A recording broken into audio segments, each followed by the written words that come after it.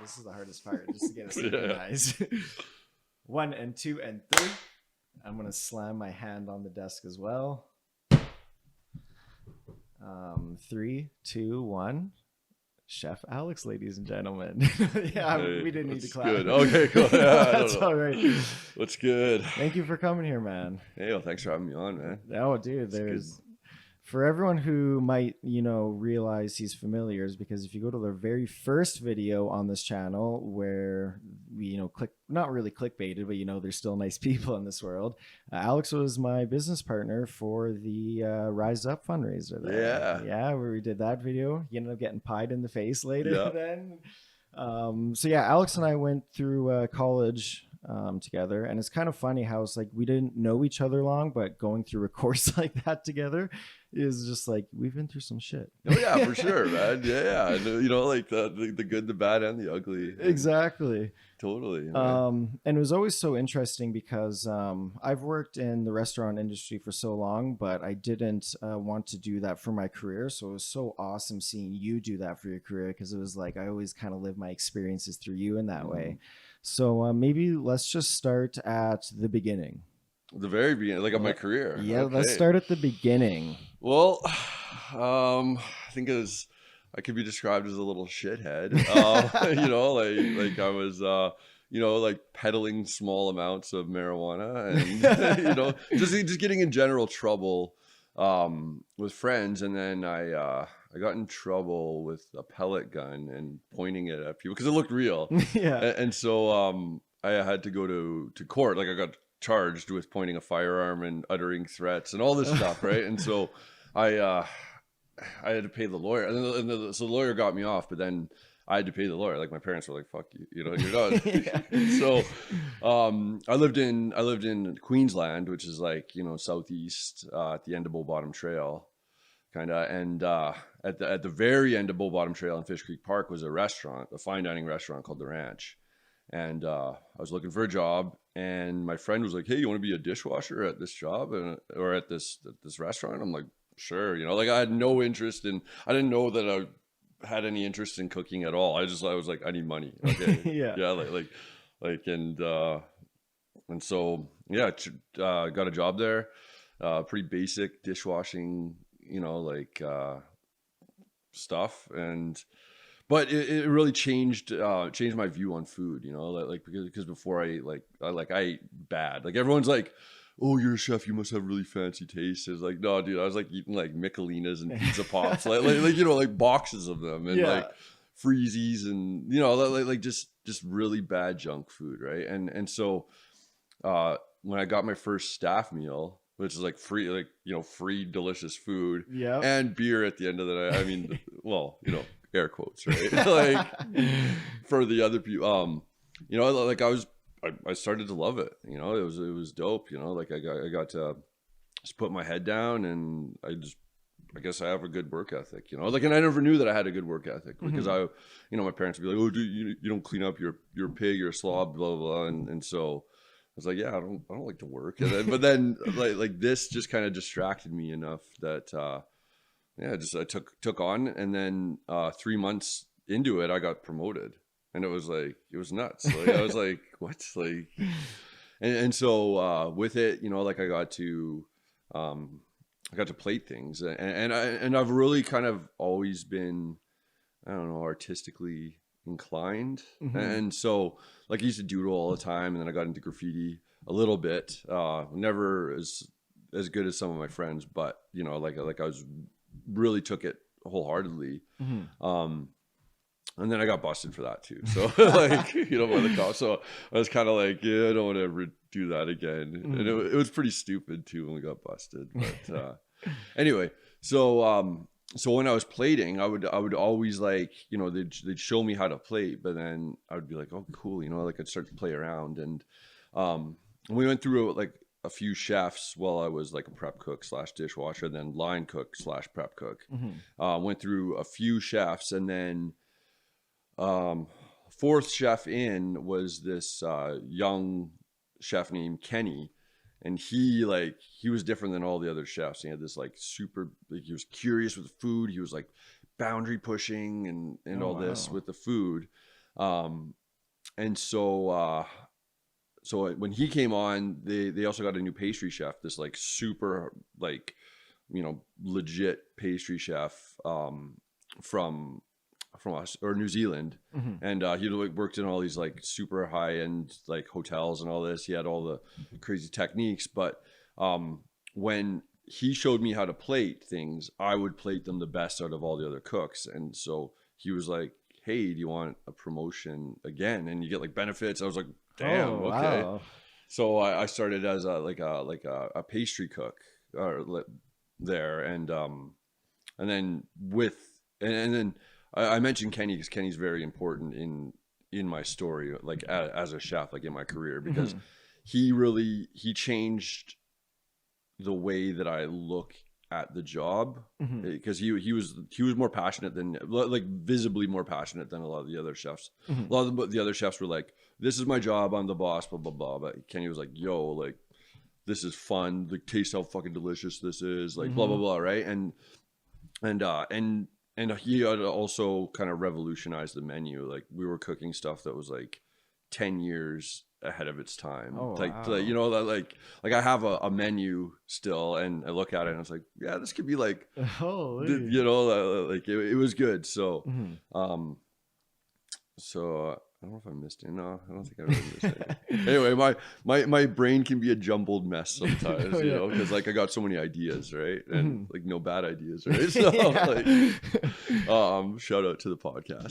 Yeah. But anyway, so that was kind of like the foundation of my career, right? Like, I started in fine dining, and I just like, not like reluctantly, but kind of reluctantly, like rose the ranks in a fine dining place. So like I got a lot of really good experience Hmm. off the bat, um, and then as kind of like an added to my arsenal was that I was a pastry, like I knew pastries, because Hmm. a lot of small independent restaurants couldn't afford a pastry chef. But you like, even though desserts a lot of time can be kind of like the second thing, you need to have good desserts in a restaurant because you need the whole experience to be good, right? Like Hmm. you if you have like really good like appies and mains, but then you got kind of shitty desserts, it kind of like, it ends on a fucking dying note, Yeah, like where it's true. like, ugh, Yeah, no, okay, well, true, that was a true. good experience, but and more often than not, and I tell this to all like my team now all the time,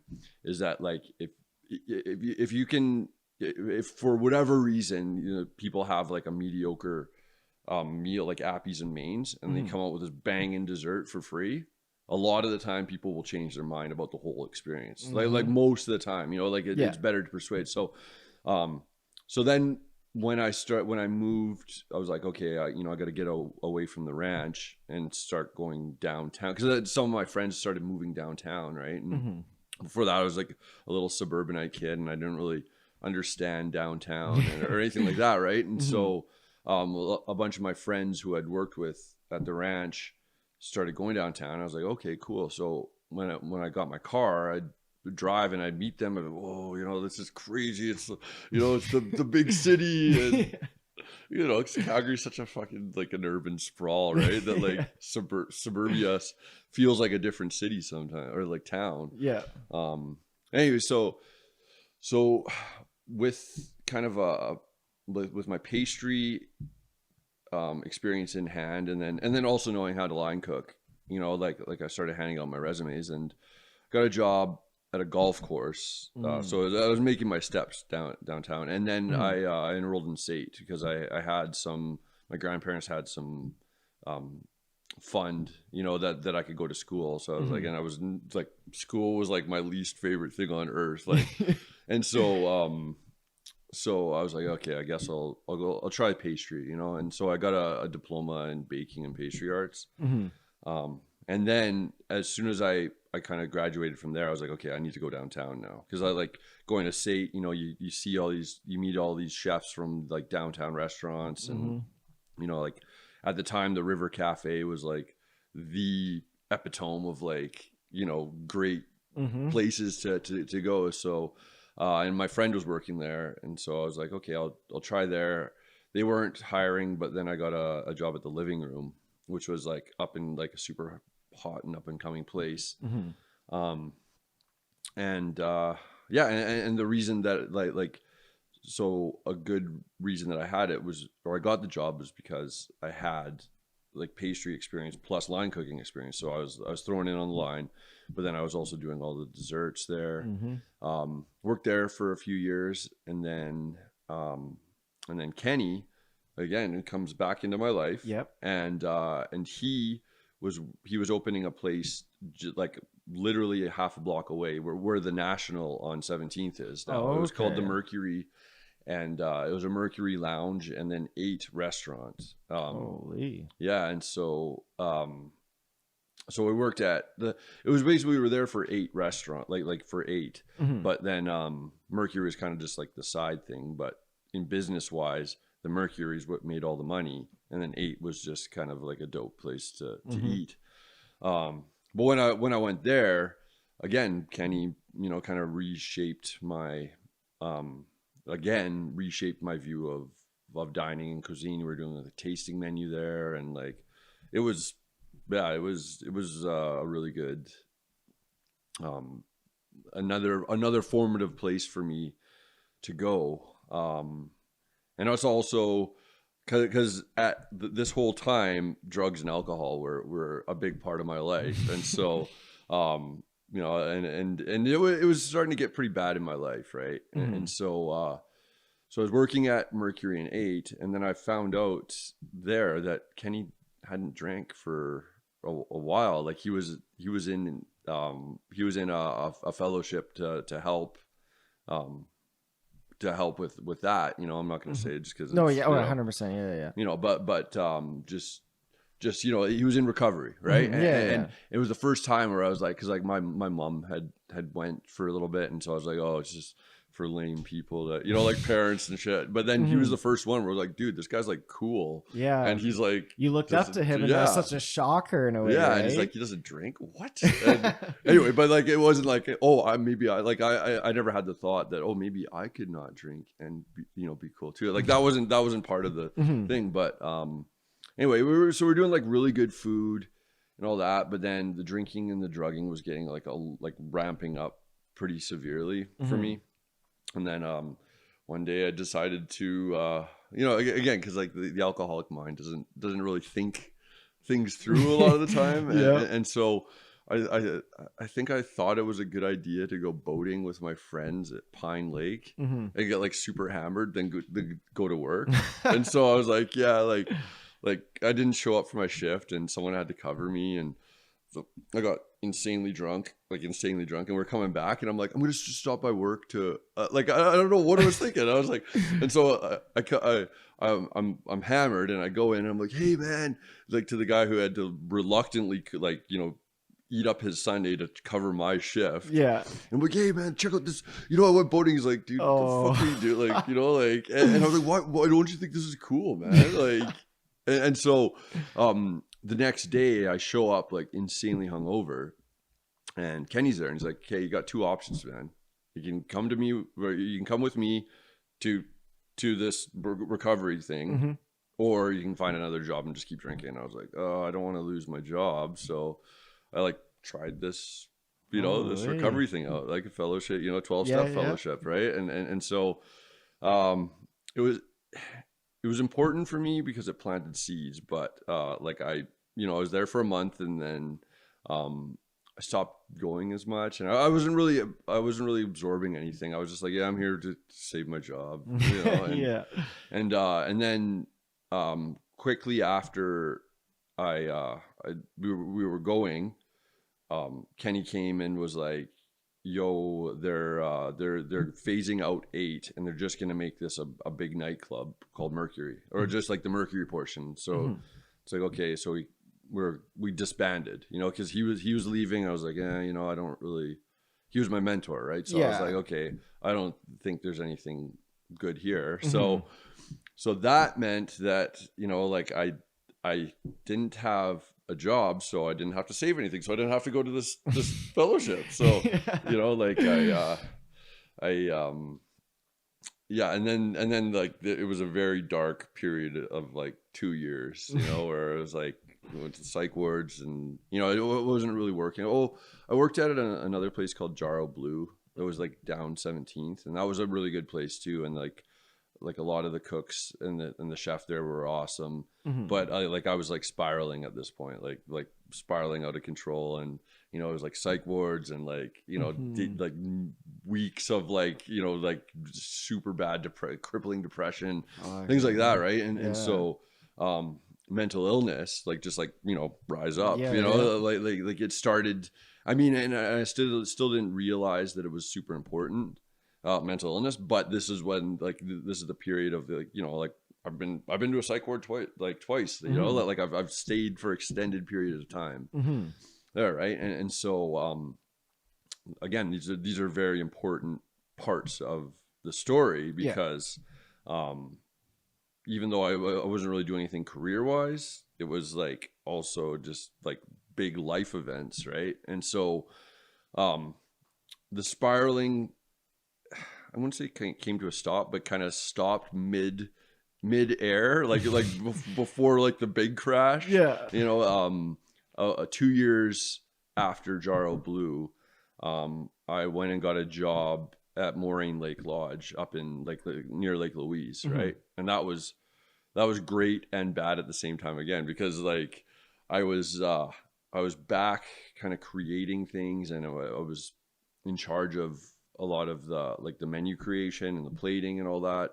So that was really good career wise, but then also it was like uncontrolled alcoholism. Like I was like drinking like all the time, and like I was known as this like this insane party. Like when I first showed up, I was super quiet, you know, I was like super shy and like didn't talk to anybody and then all that. But then after I got a few beers in me, it was like, you know, so everyone found out that I was like a party animal, you know, and so I stayed the whole season up at Moraine Lake.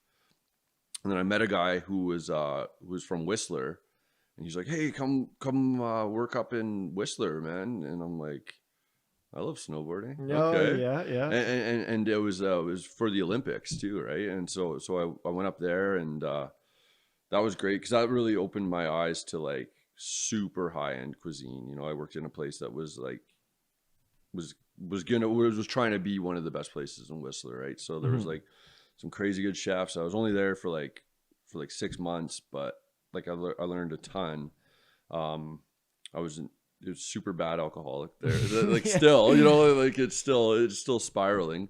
I went back to Moraine Lake for another season, and okay, just to set the tone for my new coworkers at Moraine Lake and the ones coming back, like for the introduction like meeting that they had with all the staff, I showed up late, and it was like 5 beers in, I had a beer, and I was like, and I basically like burst into it, and everyone like looks at me, and I'm like, "Oh, just continue," you know, like I'm like, and so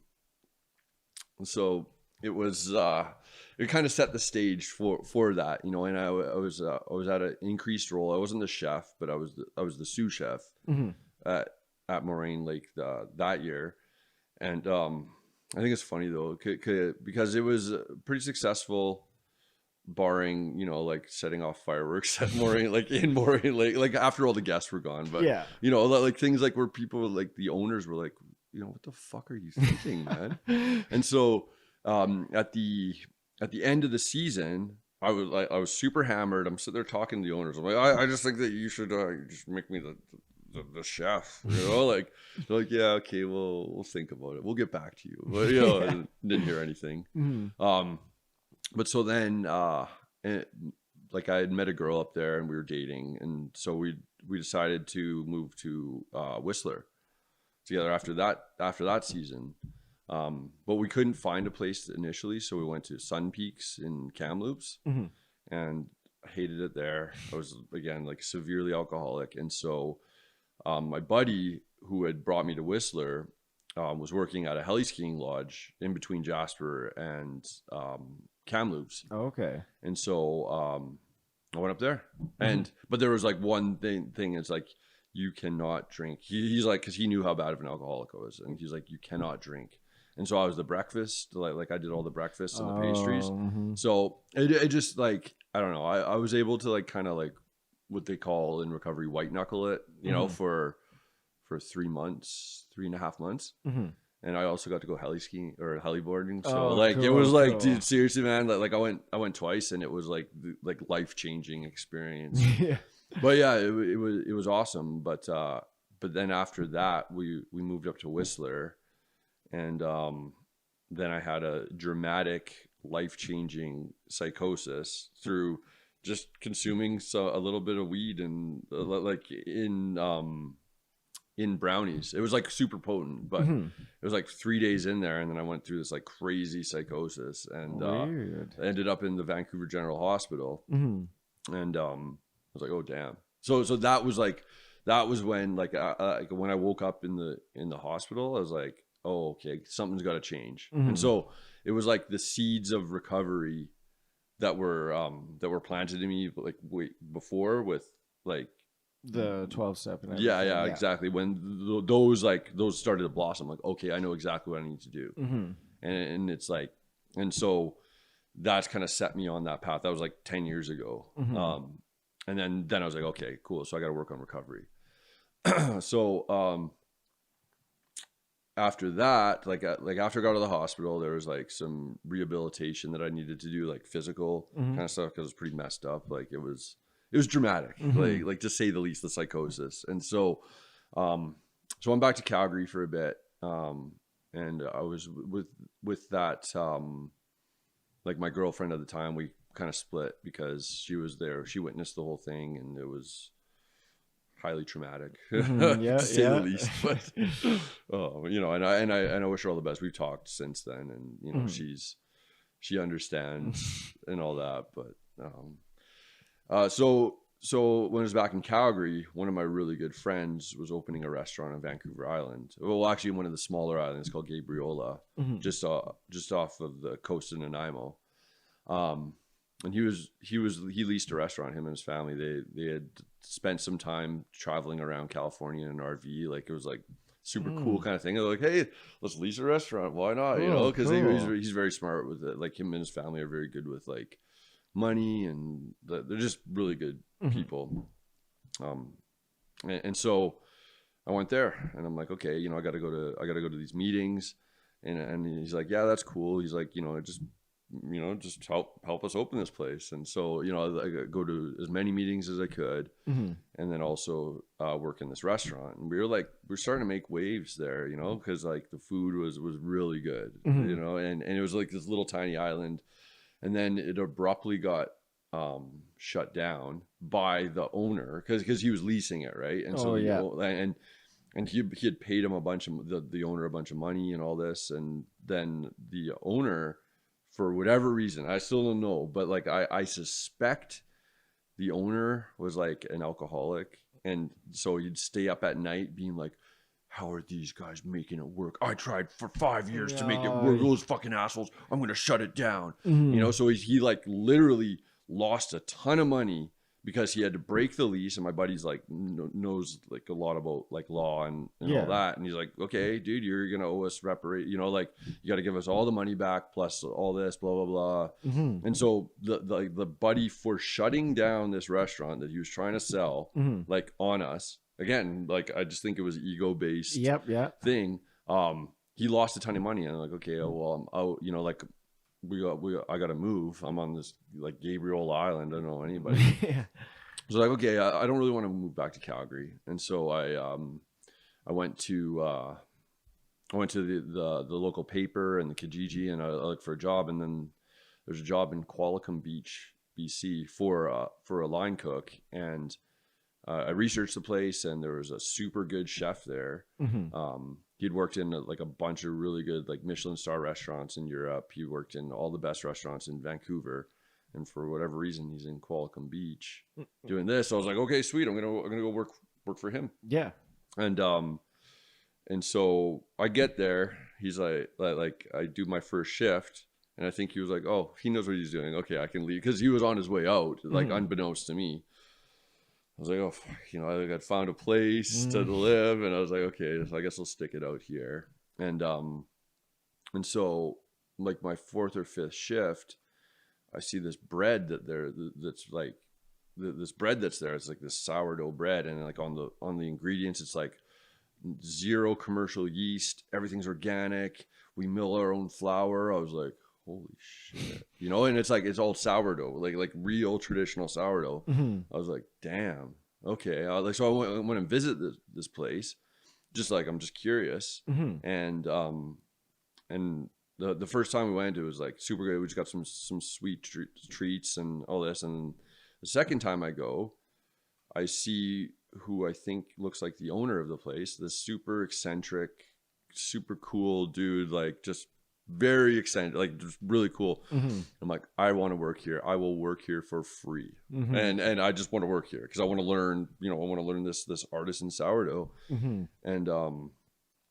And so he's like, well, it just happens that we need a pastry chef. And I was like, well, you know, like this is like meant to be. And so, so I worked there one day for free, and then the rest, and then I joined the team, and then I that was like my main job for like, so I lived on the island for the first 3 years of my like recovery. So I was going to meetings all the time, and I was also working in this artisan sourdough bakery, you know, but and up to that point, and even during the bakery, I was still working as cooking jobs as well, like line cooking and just like, but like my main place was this small independent bakery that was like run by this amazing man, John Trainer, and still is like, you know, just they mill their own flour, like That's just crazy. everything, like the values there were what kind of my values are now today, right? Like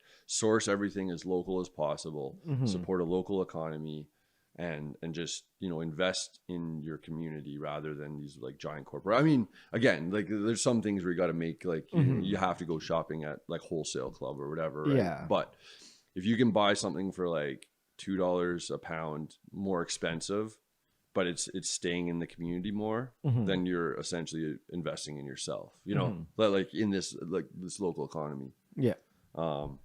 Is this all good? Like No, this is okay. This is exactly what I wanted. Okay, good. Exactly okay, what cool. I wanted. Because sometimes again, my brain can go like, poof, Oh, poof, dude, poof, like fucking so popcorn. I'll tell guys the easiest thing to do is just to keep talking. Like for Oh, me, yeah, like okay. that's Yeah. it's perfect. Okay, Yes, cool. okay. All right, so you know, this bakery was like super fundamental because like I was really getting into like culture as well. I mean like culture in the way of like the microorganisms, you know, like fermentation, sourdough, super important. It always has been, right? Like in cooking, and it seems like in a lot of places that's like the next echelon, right? Like you get the line cooking good, you get the baking good, you know, you get all that, and then it's like, okay, now we got to work with living stuff like these microorganisms. So I was really, you know, like really getting into like high production baking too, right? But like all artisan, all like the water there is like artesian well, so it's like really good water, you know, like I swear I got like younger drinking it, you know, like so. But then I was getting a little stir crazy because like Qualicum Beach is a very small town, and I didn't realize that I kind of like the hustle and bustle of the big city. I mean, I do want to eventually move back to, because I was born on Vancouver Island, so in Victoria, and so I was getting a little stir crazy, and so I was like, there's so much local produce and so much cool stuff. Like on Vancouver Island, there's a small maple syrup production. There's hazelnuts, there's walnuts, there's oats, you know, so there's all these things growing within like this like 50-kilometer radius, and then all the amazing seafood, you know, there's like bison, there's cattle, there's dairy, you know, like, so there's like everything in this like microclimate. So I was like, I really want to do this pop-up dinner, you know, it's like a 5-course dinner that was kind of from my time at Mercury and 8, you know, like that was really what like inspired me. I loved tasting menus and just doing like off the cuff kind of food. And also I forgot to mention that at the living room we had this thing called the menu surprise, and it was like someone would order it, and it was like usually at the beginning of service, we kind of had an idea of what we were going to do, but sometimes it was like straight off the cuff, like straight up freestyle cooking, you know, and then we send out this food and people, whoa, you know, we do these 6-course meals that were 5 to 7 course meals that were just like Jeez. off the cuff, you know, like straight up, like what do we have in the cooler? What can we cook? Holy.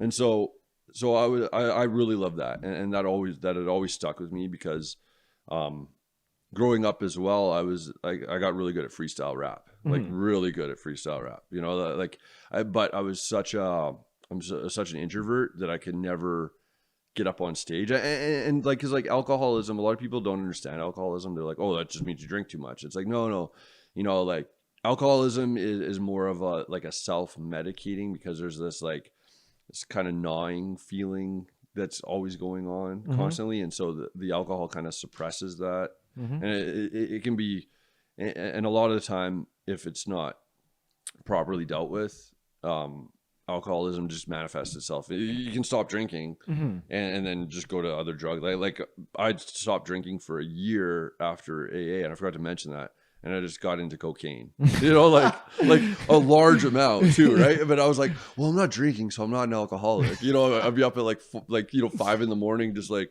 at least I'm not an alcoholic, you know, like, and it's like, okay, you know, and got into like various forms of cocaine and like, and so that was always, that was like a lot of like the other drug that, you know, I was into until, you know, 10 years ago. Right. And so,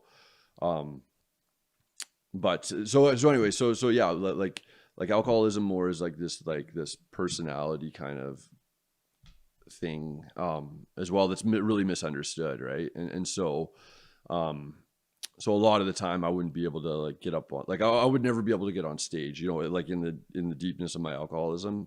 I wouldn't be able to get on stage because I'd be too drunk. Like like when I would be able to, I'd be too drunk to do it. So I was really good at freestyling, you know, but I was never boisterous enough to get up on stage and like battle and all that. Like I'd battled people and I was like good, but it had to be like within like the confines of my friend group, or then I would start to like choke. And so anyway, so I was really good at that, and then it kind of translates to my cooking too, right? Where I could be like, okay, I can pull like words, you know, because I can pull words out of the ether. I can pull like these recipes out of the ether too. And that's a great comparison, by the way, too. That's unique, like to actually like, you know, if you talk to any chef to go off the cuff or anything, I don't think they would compare it to freestyling or anything. And I think that's such an advantage. You know, comedians sometimes get inspiration from basketball players, and those comedians are at the top of the world, right? So, you know, I think that's a very interesting, just to put that in there real quick. That's super unique. Oh, thanks. Yeah, man. Like and it has helped because like, so, and then also like when I got sober, I was like, oh, I won't be able to freestyle. And so I didn't for a few years, or no, like a year.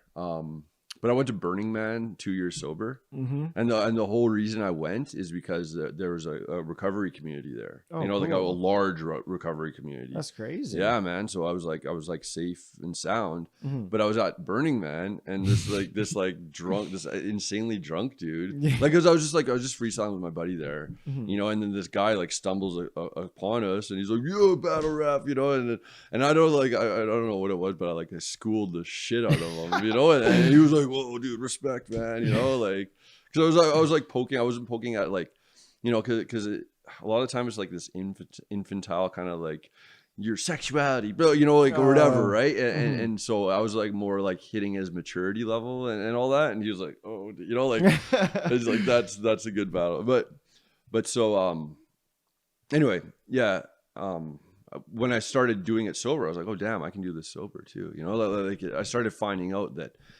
everything that I thought that I needed to be drunk for, I could do sober, you know? And so, because another one was that, oh, I'm not going to be creative in the kitchen anymore than I'm not. Because I had this like weird, like kind of pirate mentality where it was like, you know, like I need to drink to be inspired or whatever. Right. Like Hunter S. Thompson or like Stephen King, you know, he was an alcoholic at the beginning of his career, right? Yeah. So, you know, like all these famously, fuck, I forget the other dude's name.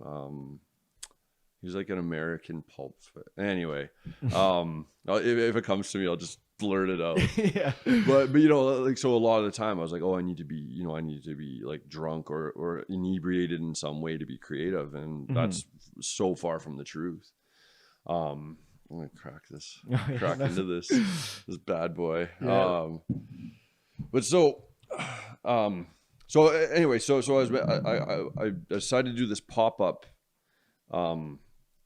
kind of menu where I was just going to source everything as local as possible and do this 5-course dinner. And I wasn't ever like good at this kind of thing, like you know, marketing or anything like that. And so it came off, but it was very like, other than the food, the whole rest of it was very like sluggish and obtuse and just like not. It didn't come off very well, and so I was pretty miffed at that point. I was like, fuck this, you know. I was starting to feel depressed, and then out of the blue, oh no, it wasn't out of the blue, because I'd visit Calgary like when I was living on the island, and I went and saw Kenny twice. Oh, okay. And the second time he's like, "You're sober? Oh my god, that's amazing!" You know, like, and so super stoked. And then we exchanged info. And then about a year or like 8 months after we exchanged the info, he calls me up after this kind of thing had kind of gone sideways, and I was starting to get really bored of the island. He's like, "I'm opening a restaurant. I want you to come and be the pastry chef." I'm like, damn. So like I thought about it for like a day or two, and I was like, you know what? I think I'm going to move back. Like I really think this is the good thing I need to start focusing way more on my career. I've gotten, you know, 3 years under my belt for recovery. I'm going to move back. So the cool thing, sorry, real quick, just to do that, is it's crazy how, you know, when you first met Kenny at that chef at your first place there, just to have that, right? For sure. You know, just be like, wow, this guy is so creative and pushes the boundaries. You know, fast forward so many years, he's like, hey, come be my pastry chef. Like that just had to been something just really dude, cool it was at that amazing. time, Yeah, right? because I mean, he was my mentor in two things, right? Like because also when I woke up in the hospital, I was like, oh damn, you know. Actually, just rewind, like right before, like when I was really near the bottom of the gutter, like, you know, I was circling the gutter for so long, like spiraling out of control. When I was like right near the gutter, I was like, oh, like I started thinking about Kenny. I was like, oh yeah, sobriety. Oh, you know, like it was just like these passing thoughts. But then when I woke up in the hospital, I was like, oh damn, I know exactly what I need to do. And it was the stuff that kind of Kenny introduced me to. So he was a mentor in almost two respects now for me, right? So I gave him a lot of, like, I highly touted him, you know, like, and so yeah, exactly. When he called, I was like, damn, okay, cool. You know, I got to really do this. And I'd formed a really, really strong bond with the owner of the bakery, John. Like he was like a father figure to me, you know. He was like, so just, you know, just he was a very passionate individual too. He was like super quirky in these ways, and just like just a super cool dude. And, you know, I go visit there, and if you're ever on the island, it's like the coolest. It's my favorite place. Like the property is like beautiful. It's called Wild Culture, and so when I was working there, it was called La Boulange,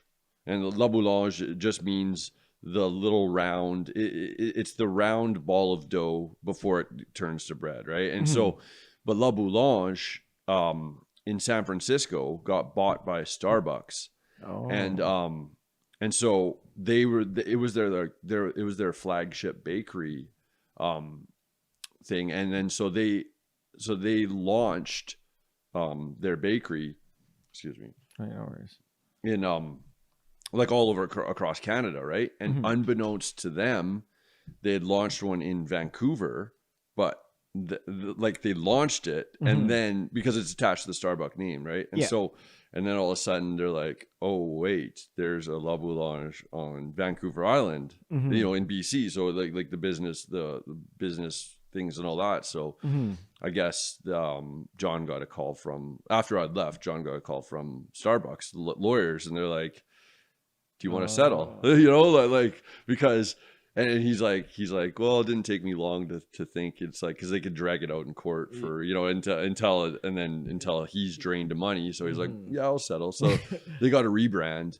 It's called Wild Culture now, and it's like great because like Starbucks helped him with the rebrand. That's And awesome. it's a great name too, Wild Culture. Oh It's yeah, like, especially out in BC, like yeah, that's perfect. for totally. that, And right? the fact it's sourdough, you know, because Yeah. that's like the sourdough culture is like, that's the main thing of the sourdough, right? Mhm. And then so yeah, and exactly, it's a BC, you know, so there's so many good things. So yeah, if you're ever on Vancouver Island, you got to go to Wild Culture in Qualicum Beach. It's like Fuck yeah. it's like this huge garden, you know, like there's like this huge centering flower garden. Like it's just the most beautiful, Mhm. literally one of the most beautiful places, Fuck yeah. yeah, to go. So so anyway, so yeah, I moved back here to Calgary, you know, and this was what, 6 years ago now. Yeah. Oh wow. Six something years ago. Yeah, 2014 I moved back. Yeah. Yeah. And so workshop wasn't built yet. It was still being built. Mhm. So I had to make money. So I worked at the River Cafe for a little while, just part time, and then I helped my buddy build decks. Oh Oh nice. yeah, so I got like a little bit of construction, Mhm. you know, and just waiting. So I'd build decks in the morning, and then I'd go over to River Cafe and work the nights, and then, you know, work till late, and then have to go back, and it was a lot. But then finally we started doing a few dinners at workshop in the Grand Theater, just like, you know, downtown. Mhm.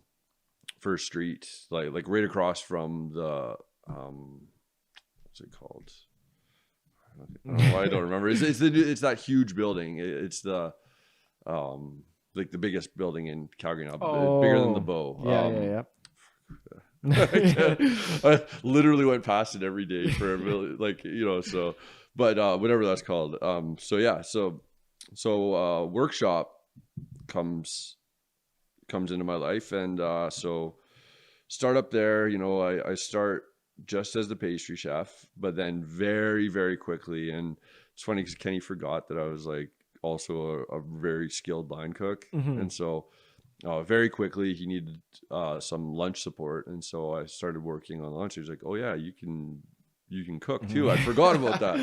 So I basically got, like, I was the kind of the AM sous chef, so like the lunch sous chef Mhm. and the pastry chef, and then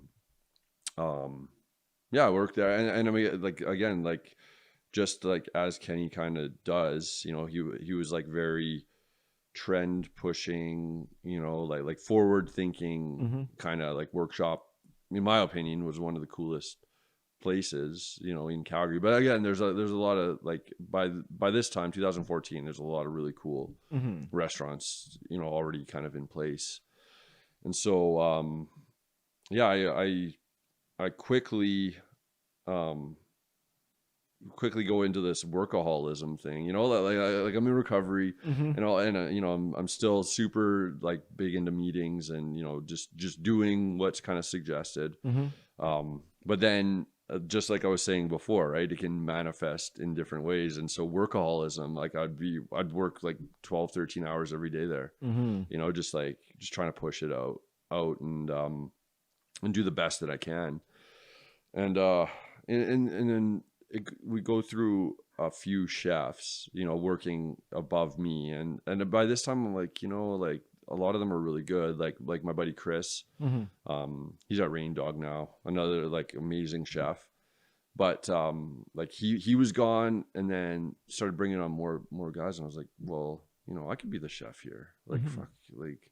But I've never been, like, by at this point I've never been an actual chef, right? Like with Mhm. the duties of like scheduling, ordering, inventory rotation, and all Mhm. this, right? And so you know, I start slowly kind of getting into that, like, cooler management and all this, and then I finally get the chance, or no, I left workshop, actually. I left workshop, and actually, and then I also had met my wife at workshop. My Okay. current wife, you know, like, Mhm. we've been together for like 5 years now, Mhm. but I met her at workshop, and so we start dating, and so she was working at Workshop as the day manager, and then also working at the theater as a manager there. So she was like split. She's a hard worker. She's a great like, and so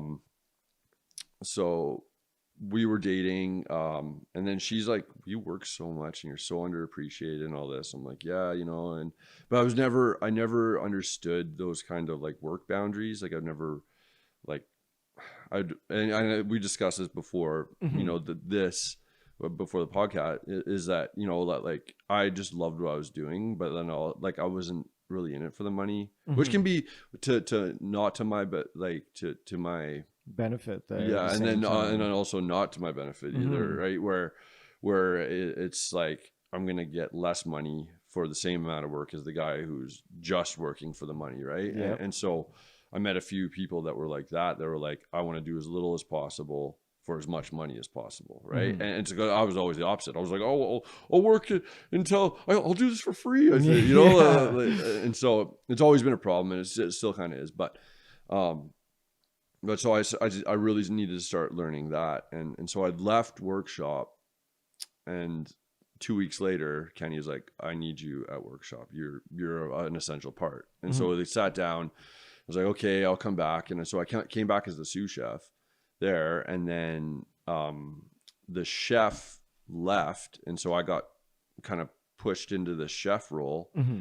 And at that time, it was like a year and a half into Workshop. And like there's a lot of pressure on everyone, right? And this is like Kenny's baby, so there's a lot of pressure on him. And again, a lot of the time people don't express what they're going through, and they just like try to push through it, and and then stress begets stress, and hurt people like all that stuff, right? And so he kind of like threw me in there, and then he didn't give me any support, right? He's like, just be the chef, be a boss him, like, and I was like, I don't know how to do any of this. And so so it was about 6 months, and like, and then I was like, you know what, I'm fucking gone.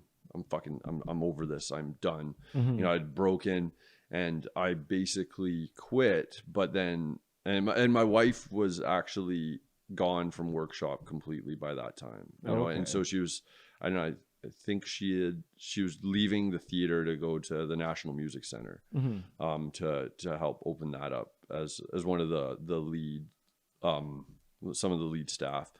Anyway, so she was like, this is fucking bull, like she was so angry, at Workshop and Kenny and all this for not seeing that it was taking a toll on me, and I wasn't being properly supported and all this, right? And I was just like, I was done, and so it was funny again.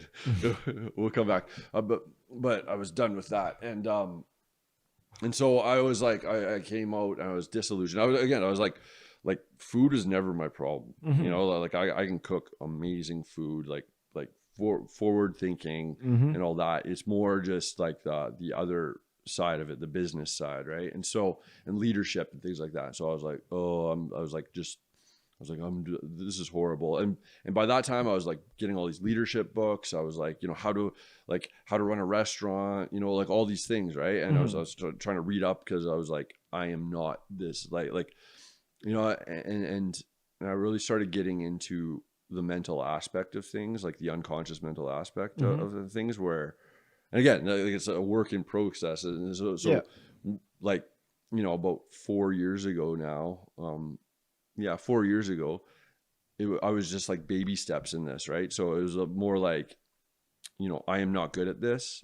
And so then my subconscious would be like, okay, you're not good at this, instead of being like, hey, I am inexperienced, but I am gaining experience. Like the narrative that I say is super important, right? And so at that time I was like, I am broken, I am not good, blah blah blah, and so I needed to prove to the world that I was. And so my friend Chris, who was the first chef at Workshop, came to me, and he's like, hey, do you want to go to China?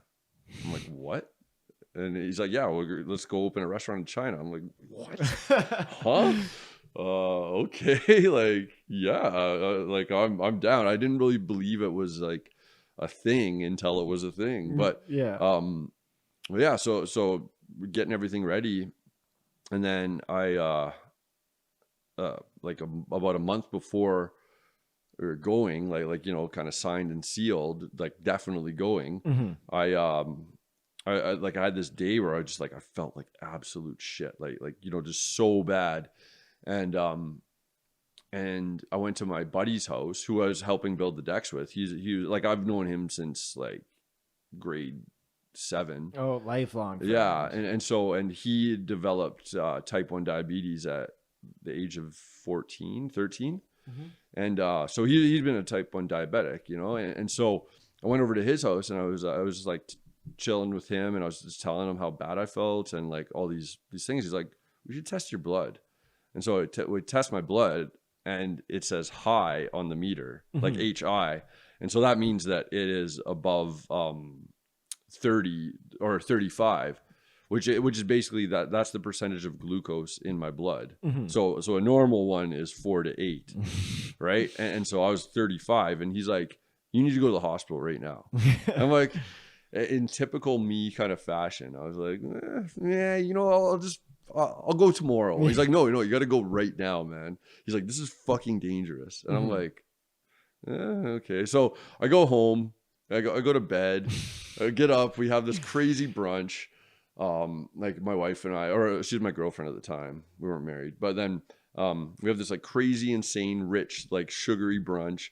And then we go to Telespark, and I like literally feel like I'm gonna die. Like my bones hurt, and I'm like, and then she's like, because she doesn't know anything's wrong. She just like, quit being a little fucking bitch, like hurry up, like come on, like. And she didn't know, and I was like, I know. She's like, I'm like, honestly, I feel like I'm gonna fucking die. And I guess I didn't mention before that while I was at workshop, I had to take 2 weeks off of work because I got diagnosed with colitis. Oh, okay. Like severe bowel disorder, and Yeah. it was bad. And I worked and lived symptomatically for 1 year without getting without going to the hospital. So when I had to take 2 weeks off work, the doctor was basically like, you've been having colitis symptoms, which if you don't know, you can look them up. I just don't want to say, it's crude, but like I traveled Korea with colitis, and anyway, so he's like, you've been having these symptoms for a year. What do you think is going to happen? And I'm like, that's a good point, doc. So anyway, so the colitis, like that was, and then when these diabetes symptoms were coming up, that was like I'd been diagnosed for like a year with colitis at that time. So anyway, so I go, I don't even go to the, after I feel like I'm gonna die, I still don't go to the hospital.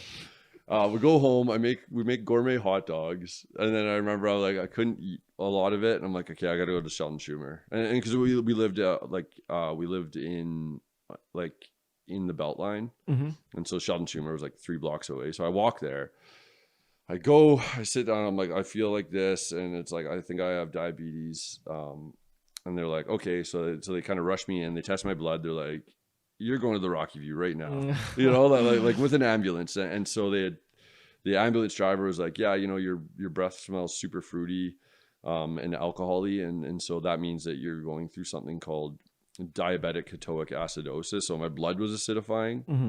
You're super still sober at this point, right? I'm still sober.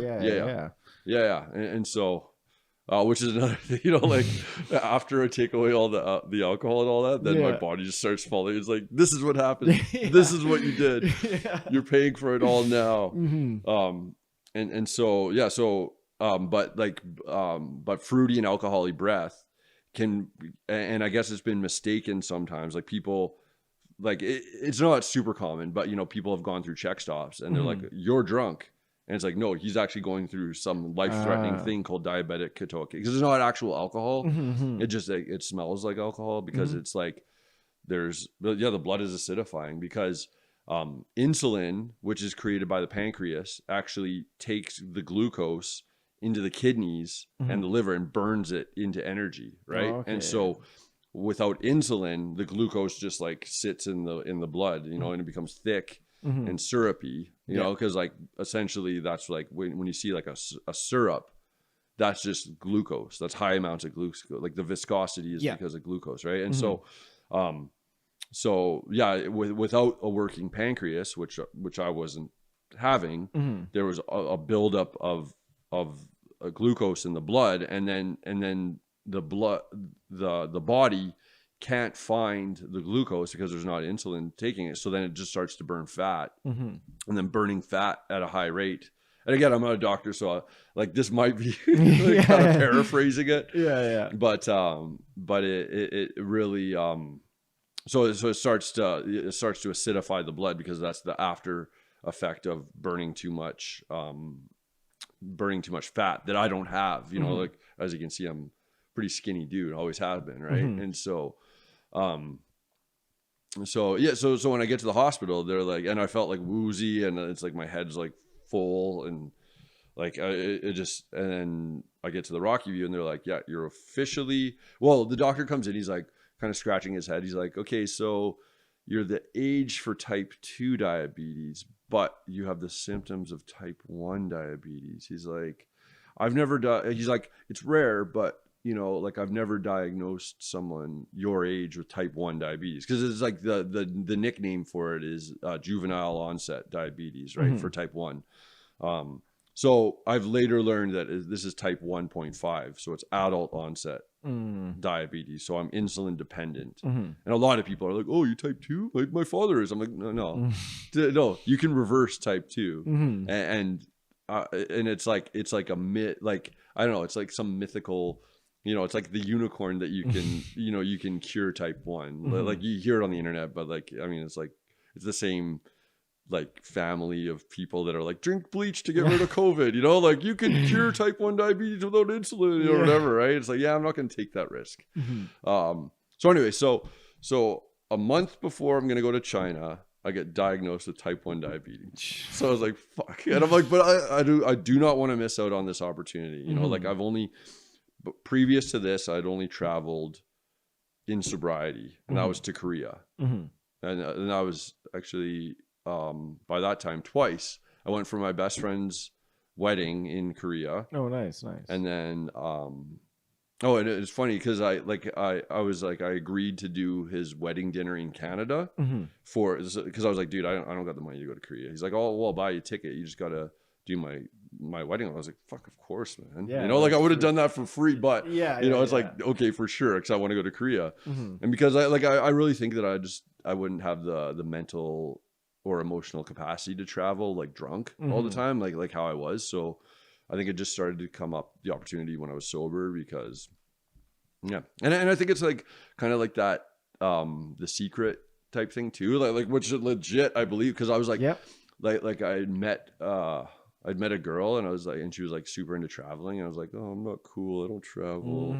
And so I was like, I really want to start to travel. And then like 6 months later, like 4 months later, my buddy's like, dude, you want to come to Korea for my wedding? I'm like, fuck, okay. You know, ask and you shall receive. Okay.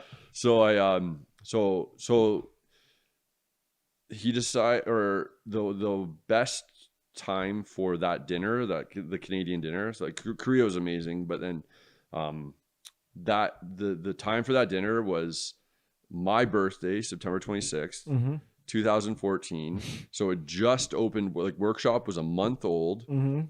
I was working there full time, and I was like, I had committed to this wedding. So I was like, okay, cool, I got to do this wedding. And I remember he's like, okay, I'm going to show you the community center that we're doing it at. It was like Rundle Community Center. And like like when like he saw me, like I think I went like a little white, like cause I was like, this is what I got to cook in. Oh no, it was like horrifying, because it was like two of the burners didn't work, and the oven didn't work properly. And I was like, how am I going to cater out of this? Like, this is insanity. And so, and then at workshop that day, because it was a Saturday, there was a huge buyout wedding, like a huge wedding. And so I had to work there because we didn't have enough staff. And I couldn't bring anyone to help me in with the wedding, like someone from the outside, because the kitchen was full. I had to use workshop for the No. wedding. I had to get all of the food done, plus I had to get all my stuff for workshop done. It was like, it was the most insane day. But like, and I got there and I catered it. It was 80 people and I did like too much food, you know, like it was like salmon, chicken, or beef, like a bunch of veggies, sides, salads, you know, like all of that. And I got a little bit of help from people at the venue in the Rundle thing. But like I had to do most of it on my own. But when I finished it, I was like, I went out and I just passed out in my bed. But the next day I was like, I can do that. Like that was the good thing that had happened, you know, like I bit off way more than I could chew. And I was like, oh, I can actually chew that Pulled much. it off. You know, Yeah. like I don't want to because it was rough, but Yeah. you know, like I can actually do that. Right. And so that was like super cool. Anyway, so but I really, like I was like, I don't want to miss this opportunity to go to China. I was like, fuck, that's so cool. You know, and so I went and saw some diabetic counseling, you know, like to start off, because it's like a huge life change, you know, like, and it still is. I'm still not used to it, you know, like where I get dangerously like my blood gets dangerously high or dangerously low a lot of the time because I don't know how to manage it properly. And one of the diabetic counselors is like, you're in for like a huge shock. I'm like, oh, it can't be that hard.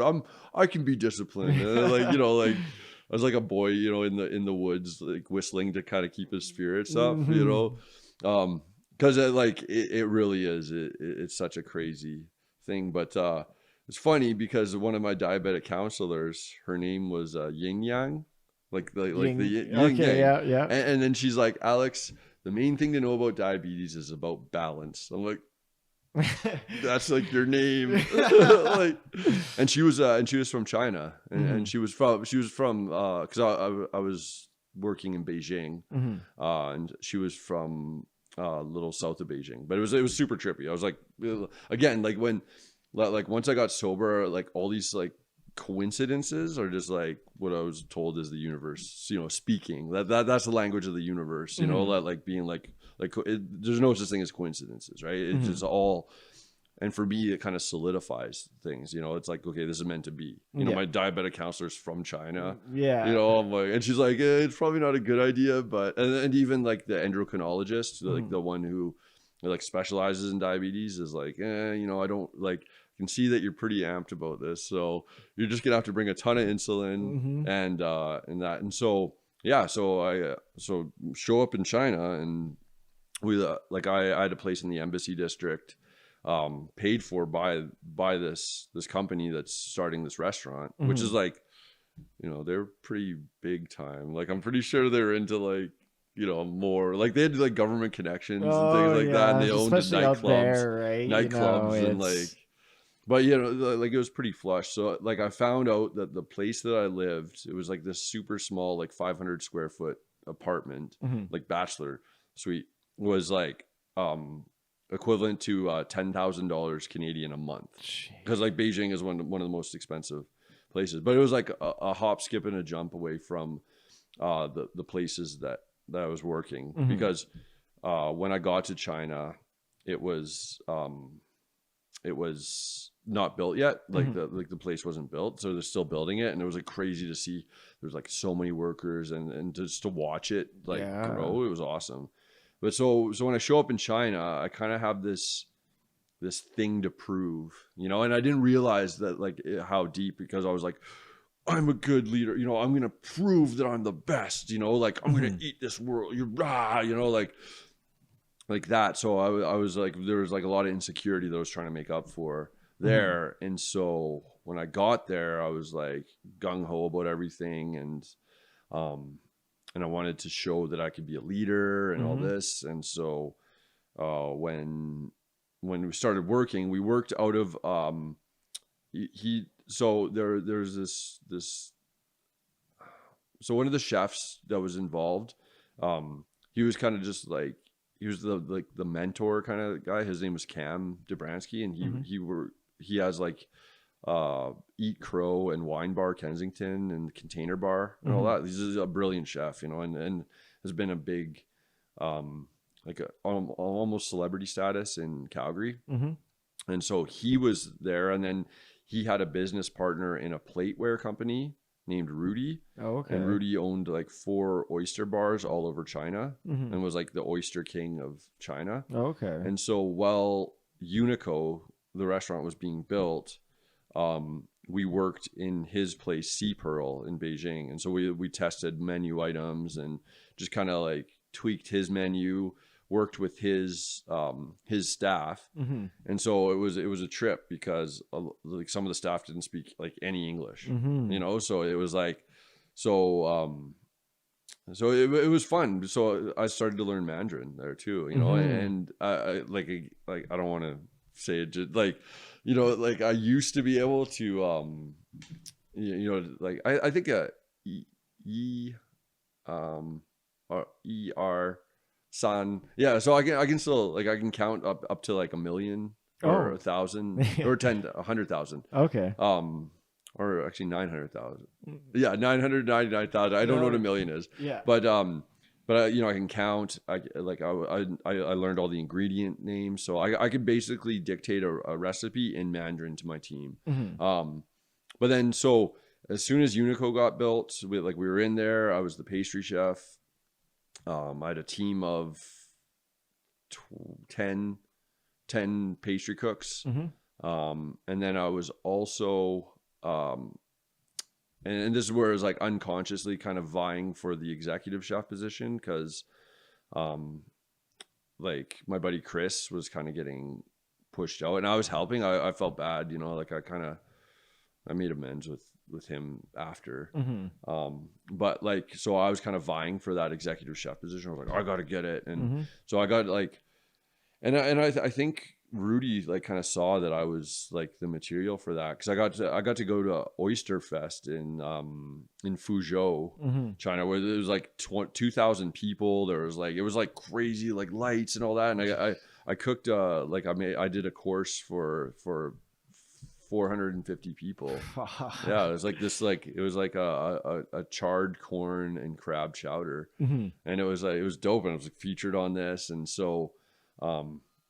I I had written a menu for one of the parts of Unico because there was 3 parts to Unico. There was like the rooftop, Mm-hmm. which was like this super dope rooftop patio, Mm-hmm. and then there was the tasting room, and then the main restaurant, right? And so I'd made because they're having trouble with the roof. I had done and executed a whole menu for them, Mm-hmm. done my pastry, and the pastry was like super high end, like theatrics. Like I had like sparklers and there's like a birthday cake like that was like you just order birthday cake because every day's your birthday. Yeah.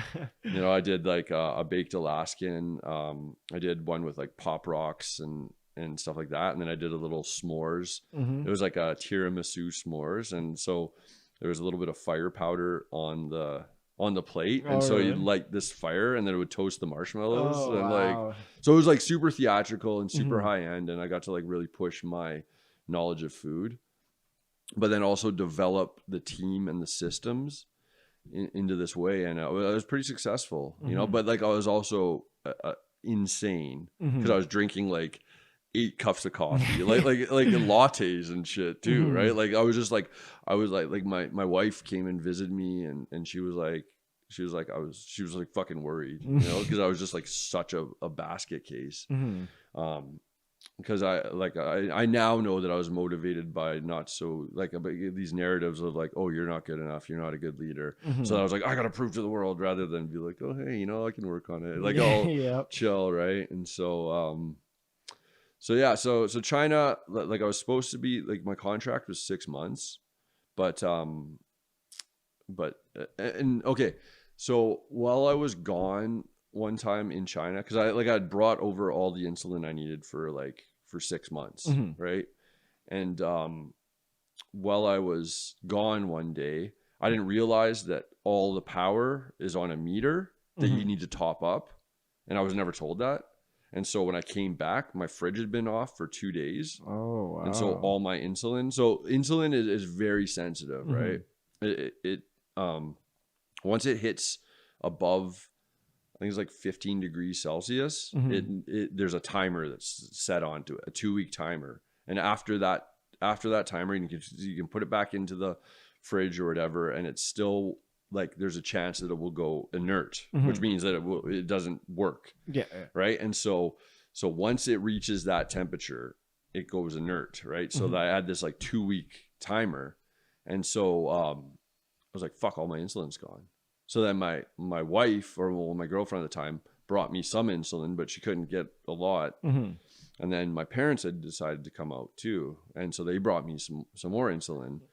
But at this time, again, there was like this vie for power kind of, because there was this young kid who was like the sous chef, the executive sous chef, and he was going for the executive chef position too. And he was using me to get him up there, you know, like to kind of push everyone out, and then to push me off to the side, because he knew Cam really well.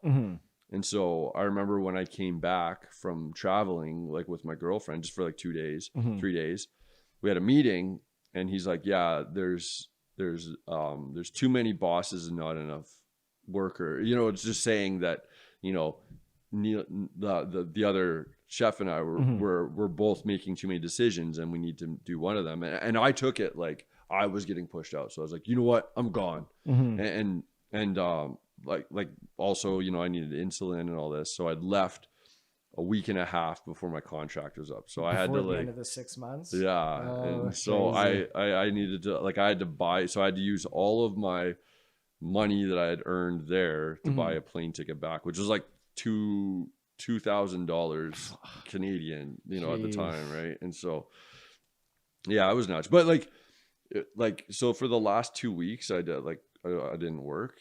We just, like, my parents were there, and so we just traveled around China. It was like dope, man. Like, nice. you know, like my stepdad got a car, and I was like, you're insane. He was driving in China. It was like, I was like, but he's like one of those dudes that, like, you know, like he gets unfazed on the road, like ever. Like, dude, you could blatantly cut him off, and you'd be like, you know, like just like, so yeah, we drove around China, you know, went to Shanghai, went to Xiamen, which is like a little bit more south. You know, I got to go to like Hong Kong.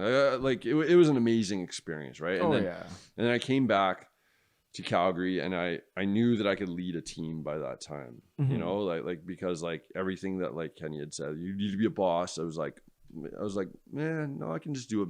I can do it my way. And yeah, it's going to be a little bit more tough, but it's like, I don't want to create a kitchen environment that, you know, I kind of came up in, where it's like, you got to be the best, but, you know, like you're a little shit. I'm going to throw it, you know, like getting my cutting board flipped, and I just wasn't into that. Yeah. And so I never wanted to be that. And I just don't have it in me too anyway. And so, so I came back, and I was like, yeah, I can lead a bunch of non-English speaking people to systematize a kitchen. And so I was like, cool. And then, so when I got back, you know, like Kenny was like, dude, like, I want to talk to you, you know, and so we kind of made up our differences, you know. I was like, okay. And because like my wife had went and talked to him, and I was like, yo, if like, it better be good, because at first I was like, I don't want to talk to Kenny. Like, I was super, super destroyed by that, you know, like my mentor basically telling me, like, into the waters, there, right? The deep end. Totally. And so, and without any life preserver. And so, so I was pretty pissed at him. But then my wife had talked to him, and she's like, yeah, you know, he's pretty sorry, and he's got a great opportunity. And so the opportunity coming back was that I was going to be the chef of this place from Fresh Start. Fresh Start's like a recovery center in Calgary. They were going to open a restaurant and cafe for like, just like, you know, celebrating sobriety and things. I was like, and Kenny was like, because they had approached Kenny but he's like, dude, I own a restaurant, I can't do this. He's like, but I know the exact right person, and that's Alex Hamilton. And I was like, yeah. And so we made amends, and I started on to that, and I was like, dude, this is like the perfect thing. Like, I just cannot wait. I was super excited. But then it turned out that there was like an actual troll, like a literal bone eating, child snatching. No, but like, I mean, No, yeah, like yeah. I honestly like to this day, I just like the sight of this person, quote unquote, it like just shocks me. So he was the project manager for this thing, and he was just like probably the worst person that you could ever done it. And so so for this restaurant, he doesn't have any restaurant experience, and he's not in recovery. Oh. So the analogy that I've always said is like the Spanish, the Spanish royalty makes the greatest ship on earth. It's like this amazing ship, you know, and then they hire an English coal miner to captain the ship, and that's what happened. Yeah. So very quickly, before the project even left the ground, it crashed and burned, and I was gone. Everybody that was involved with recovery was gone. I was like, it was horrible. So I started. I just to get hours, I started working at workshop again. The third time there. I have 3 ROEs from workshop. But this time it was a little bit different, you know, like again, there's still some things like I hadn't made some strong boundaries, but I was stronger boundaries with Kenny. And so I just helped out, just did lunch again and just cooked lunch for a little while. And then I was like, you know what? I'm done with this. I want to go back to school. And that's when we met. Right. And so, and then I had quit workshop again, and then he had come back. He's like, hey, okay, this is going to be different. You're not going to work at workshop. We just want to open up something on Mondays, and you can come and you'll just run Mondays. I'm like, cool. Okay. So I went back again, and that was when, so I did, it was like, it was called No Menu Mondays, and I'd just go in, I'd see what was in the restaurant, and I just use that and make these tasting menus, and then go to school. And then I got another job at in Central Memorial Park, and I did that for a little bit. And then once you're done school, I was looking for a job. Like I wanted to do something, like I just wanted to get my business acumen up, because it's so important, right? Like I could be the best chef in the world, but if I don't know how to do business, I'm just going to be a broke ass chef. So I looked for a job as a chef somewhere where I could kind of call it my own. Couldn't find anything. Got a job at a place called Donna Mac as a sous chef. And I was like, I gotta take it. I need money. And I very, very quickly got tired of it. And I was like, I can't work under somebody that has less experience than me, and maybe call it an ego thing, but it was just done with it. So my wife and a bunch of friends were in Nelson, and I was like, I'm fucking done with this industry. I'm like, I'm so done. And then one of my wife's friends was like, you need to go to this Allium place. Like they're looking for people. I just saw something on CBC. It looks up your alley. I was like, okay. I had a friend who had mentioned something about it a while ago, and I was just like, okay, I'll put it on the back burner. I was like, okay. So I called them. We set up like a kind of an interview, and it turned out that they needed someone super experienced in the restaurant world, and I needed a place like this. So again, it was like this coincidence. I think not. And there was all these other coincidences too, right? Like it was like after I sat down with them, 2 of my really good friends had just walked in, just like what's going on here? Because like they're building, it's just in the Beltline. They were building it up, and then they knew my really good friends, like the people, Jared and Scott, who were running it. They knew them, and then so they're like, hey, do you know anyone who would want to do this? And then they both look at each other like Alex Hamilton, and then they all look at, they're like, he was just here. And they're like, what? And I was like, okay, like this is meant to be. And so and again, this is like the Allium has been like, so the Allium is a cooperative restaurant, right? So it's a change. And it's funny because when we were doing the types of businesses, like that thing, I was like, I want to do a cooperative business. And I have it written in a journal, and then literally 7 months later, I'm working at a cooperative We're restaurant, back you to know? the secret there, Yeah, right? man, You know, exactly, dude. it's So it's like, it seriously is, man. It's like the universe has like a different timeline than us. Like, I think Mhm. sometimes where it's like, well, I want this. And it's like, and then I don't get it now. So it's not, you know, it's not coming. And then that the whole secret is like, okay, it's not coming. So then it like kind of halts the package or Mhm. whatever. Right. But if it's like, I want this, and then just go about the day, kind of let go of any expectations, then all of a sudden it just comes out, you know, Mhm. and the whole premise behind this cooperative is that, you know, you buy in to the restaurant Mhm. for $5,000, and you become an owner, a part owner of this restaurant, right? And Mhm. then you're in on all the decisions and the operation and all that, right? And it's all equal and all that, which is, it can be tough sometimes, right? Because like there needs, like, a lot of people need to have bosses or manager, you know, like Mhm. people need to be led, Yep, you yep. know? And so I it was hard to kind of get around that.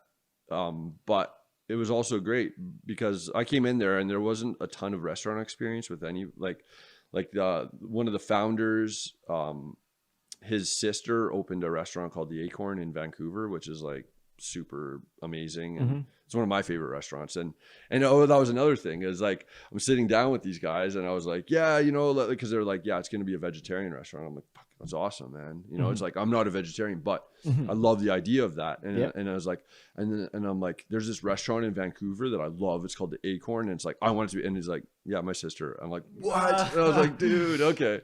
So so it's like, you know, there is some restaurant experience, Mhm. but again, they're like I'm like 20 years restaurant experience, and then, All you over the know, world too. It's not yeah, like, you know, just a line chef here and there, right? exactly, Like exactly, and in high end restaurants and things like that, mhm. right? And so I know a lot of that day-to-day stuff really well. Mhm. Business stuff not so much, but um yeah, so I came in and I was like, I really, they had a menu. I was like, okay, well, we gotta change some things for sure. Mhm. But then there's some really good stuff too, right? And then one of the other co-founders had worked like in a lot of prep, like he had done a lot of prep stuff. He worked in like Made by Marcus, and like he'd done like a whole gamut of things. Like he was a bartender, a server, like, so he knew a lot of the fundamentals, but he just never really worked on a pass, you know, like a ton of plating and just Mhm. like high end, like because workshop is like crazy, because there's like a tasting menu and there's a regular menu, and so there's like a lot of line management. So, but then this guy, Scott, is like, yeah, he's like a wizard when it comes to like systematizing things and things like that, right? And Mhm. so he was there, and but then the rest of them didn't have a lot of good relative restaurant experience, Mhm. but I mean other experience, and again, it goes into this, like, you know, seven minds are better than one Yep, yep. all the time, Mhm. right? And so, but just the ego doesn't want you to think, you know, like Mhm. my ego Yep. is like, well, no, my ideas will always be better. But then it's Yeah. like, when you get seven people kind of being like, well, let's work this problem out for the Mhm. better, it always comes out the best, right? And so it got some getting used to, but at the same time I was like, fuck, I'm so glad, because I don't need to yell and scream, which at the beginning there was a lot of yelling and screaming. Like, I had some outbursts, but the amount of growth that I've had in the Allium Mhm. has been just crazy, right? Mhm. And so, and with that, you know, I've started to try to get my own business going, like because I started like, I tried right when we got out, when we finished our course, Mhm. but I think that sometimes things need time to like take shape and form and all Mhm. that, and so it's been taking more and more shape and form now. um and so, like, I've been slowly doing little things like that, but like, also the Allium has just been like, we're getting all these collaborative offers, and it's just like it's booming. I mean, touch wood, right? Mhm. Like Mhm. that, that, you know, we keep the momentum, but it's been great. But then so we're on track, you know, like we're doing this thing for a while, and people are starting to take notice, and I know they will, because Mhm. like, again, it's not all about me, but like, you know, like the way the menu's written, you know, the menu themselves, you know, the ingredients, the Mhm. sourcing, the kind of the ethos around it has all kind of been what I've built up to, and then just shared with the I'm like, okay, we're gonna do small plate style, that's the way to do it, like this is how all the best restaurants in Canada do it. We're gonna do everything hyper local, and a lot of people share the same sentiment there, but like I know how to execute these kinds of things very, very well. And so I was like, there's no question that we're gonna get a lot of accolades. And so we're just building up. Momentum's crazy. February is our best month. We're coming out of the the black out of the red into the black. Like starting to make money. Yeah. And then COVID. Like and literally the chart is like money making, and then it's like this sharp like cliff down. And so COVID happened, and it was like, damn. So we had to close our dine-in, obviously, to be COVID compliant, but we're like, we got to keep going. Well, you guys did VR, did you? Yeah, no. Yeah. Well, so that's like a little bit. So we stayed open and we did takeout. And we started doing a pizza program, and like a flatbread, and it was dope because we don't have a pizza stone or pizza oven. I'm like, fuck, I want to do I want to do it like kind of traditional. So we got a deck oven. And it heats from the bottom, and it's got this like big thick plate. So, but it's still like all the heat comes on the bottom. And I was like, well, we'll just fucking clean it really well and fire all the pizzas there. So we're doing this like stone fired pizzas. Oh, wow. Basically, it's bubbling up. It's all Neapolitan style, like sourdough culture. Like because I'm very proficient in sourdough now by this time, right? And so, we do like the pizza program, takeout, and we have to cut all the labor, and there's a lot of I worked a lot of free hours because I want to see this thing survive, like in any way possible. And so and everybody, like everybody was kind of dedicating. I mean, a few people had other jobs, so they couldn't be there that much. And again, it's a work in progress because like there can be sometimes it's funny because Ultron from Age of Ultron, in the Avengers said it properly. It's like humans, that like. Or peacekeeping humans always wage war, and and so it's like there's like this like no bosses kind of idea, but then sometimes the whole idea of no bosses creates bosses. The very people that don't want bosses, like unconsciously become bosses sometimes, right? And it's the same thing with me. It's like, and so that had happened a little bit, but there was like a few of us that were just on the front lines, just like. Like every day there, slugging it out. And then we got approached by a community called Be Local. And it's all like a local network. And they're like, hey, well, let's get together a bunch of these people and let's start a virtual cooking class. I was like, what? Because I literally... Before that, me and my friend were talking about doing a cooking class, and then all of a sudden, again, university, like secret, man, like asking you shall receive. And so we started doing that, that was going to bring in a little bit more revenue. And then Scott, one of the co-owners was like, dude, I just want to make like a commissary kitchen. I just want to like make sauce. I just want to package, like large amounts of things. I'm good at that. And then all of a sudden, we get approached by Blush Lane, like one of the big kind of super. It's like the community. Yeah, it's like bigger, but they approach us to do takeout food. Okay, like or to go food, and then Scott's like, dude, this is it. And he's like totally in his element with that, right? And so. We work together. Like we develop menus. Like I kind of help him develop the menus, and then we execute it.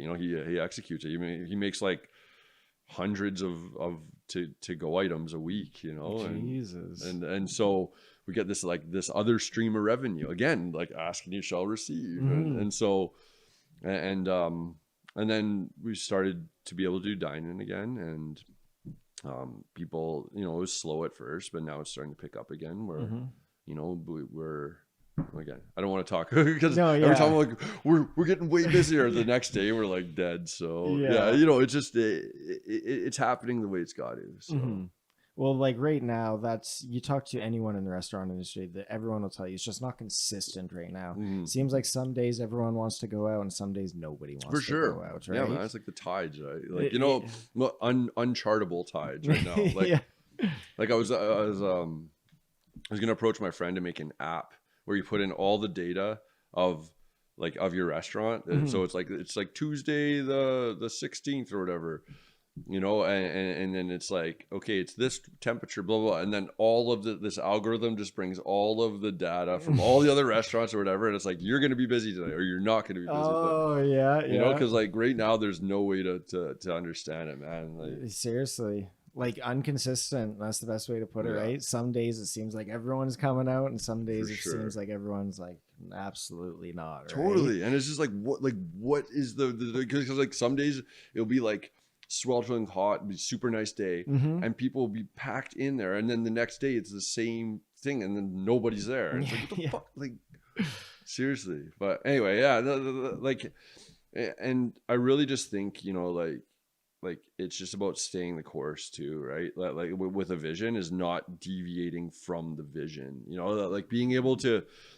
like having a set marker on the map, Mm-hmm. you know, and obviously going there, but not being like myopic, you know, like this like nearsighted kind of, you know, oh, like, you know, this is the way the path has to be. Mm-hmm. You know, it's like, no, you know, we're going to deviate from that path, you Yeah. know, but as long as you understand that the vision is still here Mm-hmm. and not to deviate from that, that I think is what creates success, Mm-hmm. you know, in the restaurants. Oh yeah, we can take a couple past too. It doesn't have to be this one, as long as Exactly. we're still getting to point B, like Yes. initially point B, right? Yeah, totally. Exactly. And being open to like for the values, keeping the values the same, but again, even point B can change. Like where it's Mm-hmm. like, oh damn, you know, you're like you know, it's like, oh, you're producing records now, you know, like, Yeah. because you have all this production stuff, and then somebody's like, but if you're like, no, all I want is this podcast, you know, then all of a sudden you're not open to it, right? Yeah. And it's the same thing of that for even the restaurant. It's like, Mhm. yeah, we're going to keep the values. Like I'm never going to go to some big corporation like Cisco or whatever to get Mhm. our produce. Like I'm going to be supporting as local as possible. Mm-hmm. But, you know, if somebody's like, hey, I want to do this, or excuse me, that this or that, you know, like when it comes to like a collaboration, and it's like, yeah, Mm-hmm. totally, you know, like because I don't know where that's going to lead, and a lot of time it leads to something really good. Oh yeah, well, it's like the other week the team had a meeting for the podcast, and we said it's like it's going to be crazy. In 2 years, we're going to be able to say, "Remember when all we did was just podcast on the channel?" For sure, Right? man. Like that's what makes it so crazy to think, like, Dude, and like I'm already like I got my brain going even for like on the YouTube channel. I don't know, you know, like we'll talk about it later. But Yeah. you know, like just do like a little cooking program or some shit. You Yeah, know, like a exactly. bonus content for your subscribers or something. You Yeah. know, like because people like love that shit, man. Like a little how to. I don't know, you know, like but again, like just being open to that collaborative possibility is always the best thing, you know. Oh, exactly. And cross branding is like, to me, it's like it's so important. Mhm. You know, like I'm doing some collaborative stuff with Cookie Mama. And so Cookie Mama is like one of the best it is for me, like the best cookies and cupcakes in the city. Mhm. And she does a lot of like vegan and gluten-free stuff. And so she started vegan soft serve, and Mhm. she's like, hey, do you want, because my wife is like really, really good friends with her daughter, Mhm. who I call Cookie Daughter. I love it. I always think it's so funny. And Fucking cheesy. Char, Sorry. Char just rolls her eyes all the time. though. She's like, Such a "Ugh." dad joke. It is. It Yeah. is. It's the best dad joke ever. That's funny. But so I collaborate. I do I help do the recipes for the vegan soft serve that she does, Mhm. and we've gotten like it is such wildly successful. You know, we do, and so I'm collaborating with that. You know, trying to cross brand. Like we do almost everything in house at the Allium, like all of the spices, you know, like I love just making spice blends. Like we do like an everything bagel, we do a steak spice, you know, we do all this stuff, and we're actually selling a lot of it. And so the only things that we don't do in house is one type of pasta that we get from Caslow Bakery, which is, I just like totally believe in that bakery. So just outside of Nelson, and Cookie Mama cake. But those are the only two things that we don't do in house. You know, like obviously like the Dijons and all that, like you know, but like yeah, we're doing like I'm making my own vinegar there. You know, like I got cider going. I don't drink, but because it's so to make vinegar you need alcohol. Okay, like that's just like that's like the bacteria, the vinegar making bacteria need alcohol to eat. So and then their byproduct is vinegar. So right now we're making cider to make cider vinegar, right? And so but like it's like bubbling, and like I'm like so stoked on it. I can't drink it, but I'm like, everybody who comes in, like, because like Jared, who is, and I forgot to talk about it, because like he's this awesome visionary who's like, you know, capitalism sucks, and it really does, like at its human form, it really does right now. You know, like it's responsible for racism, you know, like if you've seen the 13th, it's like, damn, you know, and slavery was all capitalism. And again, I don't want to get political or anything. No, yeah. But capitalism is a huge root of a lot of our problems.